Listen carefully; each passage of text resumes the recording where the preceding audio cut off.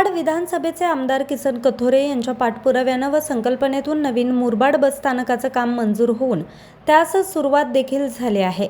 मात्र ठेकेदाराच्या हलगर्जीपणामुळे गेले 1.5-2 वर्ष होत आले तरी हे काम अजूनही पूर्णत्वास जात नसल्यानं त्यांचा फटका मुरबाडकरांना बसतोय.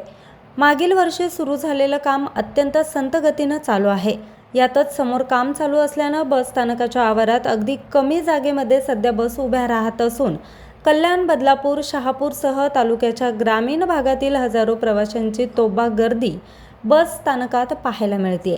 बस आल्यानंतर ती पकडण्यासाठी प्रवासी एकच गर्दी करतात. या धावपळीत अनेक वेळा ज्येष्ठ नागरिक, महिला, शालेय विद्यार्थी यांना मोठी कसरत करावी लागते. प्रसंगी बस खाली सुद्धा जाण्याचा धोका संभवतो. सध्या बस स्थानकात उभारलेल्या पत्रा शेडमध्ये बसायला पुरेशी जागा नसल्यानं प्रवाशांना नाईलाजानं उन्हातान्हात ताटकळत उभं राहावं लागतंय.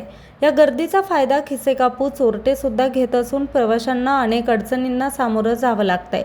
इतके दिवस होऊन सुद्धा ठेकेदार कामात दिरंगाई का करत आहे याची चौकशी संबंधित विभागाच्या अधिकाऱ्यानं करावी. तसेच रखडलेलं बस स्थानकाचं काम लवकरात लवकर पूर्ण करावं व प्रवाशांना सुविधा निर्माण कराव्यात अशी मागणी प्रवासी वर्ग करत आहे. न्यूज रिपोर्टर राजेश भांगे, आज 24 तास, मुरबाड.